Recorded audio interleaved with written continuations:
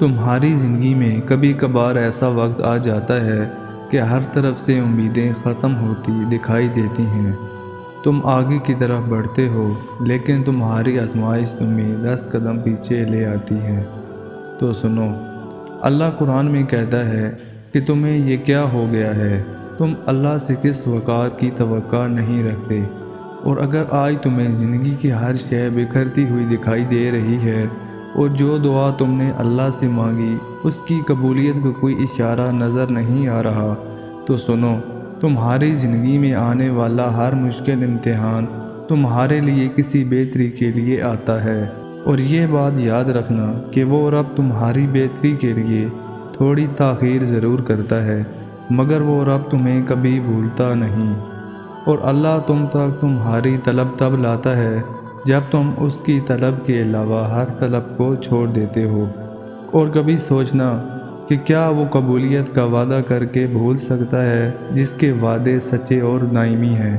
وہ فانی دنیا کے کرنے والے وعدوں کے برابر ہو سکتا ہے جب اس نے فرما دیا کہ جتنی بھی چیزیں ہیں ان سب کے خزانے ہمارے پاس ہیں اور ہم ہر چیز کو اس کے مقرر انداز سے اتارتے ہیں، اور وہ اللہ جو چاہے کر سکتا ہے۔ وہ محبت کرتا ہے تم سے، ایک بار یقین کے ساتھ ہاتھ تو اٹھاؤ۔ اور اللہ کو ندامتیں اور یقین کی صدائیں بہت پیاری ہوتی ہیں، وہ ان کا جواب لازمی دیتا ہے۔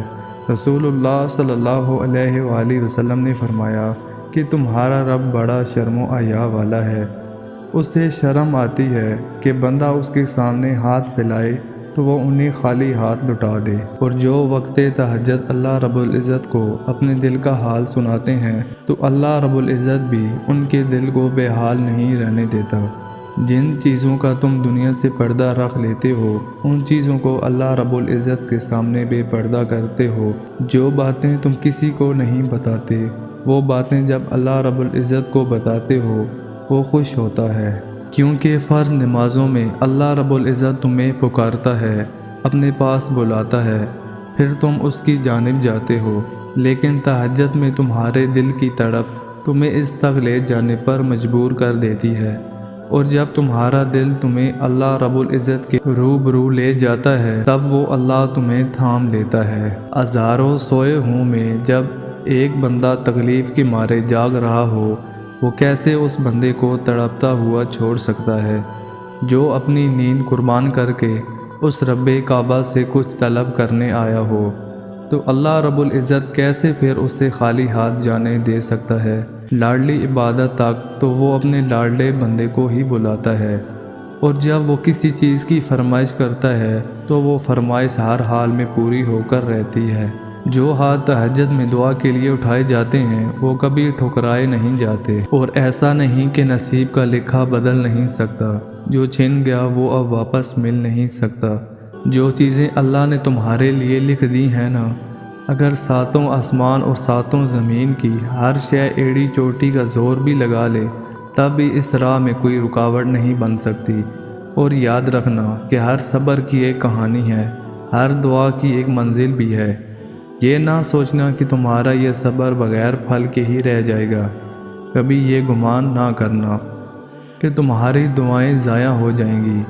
یاد رکھو، جس رب سے تم نے امید لگا رکھی ہے نا، وہ ساتوں آسمان اور اس کائنات کا مالک ہے، اور جس رب نے تمہیں اس مشکل میں، اس آزمائش میں ڈالا ہے، وہی تمہارے حالات بدل دینے پر قادر ہے۔ اگر مہینوں کو سالوں میں بدل سکتا ہے، وہ قبولیت کی مسافتوں کو لمحوں میں بدل سکتا ہے۔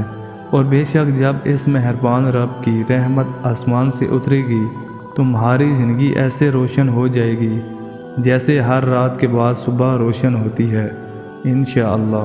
اے اللہ، بس تو ہی جانتا ہے ہمارا دل کہاں کہاں سے زخمی ہے، بس تم دلوں کو یوں ٹھیک کر دے کہ زخموں کے آثار باقی نہ رہیں۔ ویورز، اگر آپ کو یہ ویڈیو اچھی لگی ہو تو میری حوصلہ افزائی کے لیے میرے چینل کو سبسکرائب بھی ضرور کیجیے گا۔ جزاک اللہ۔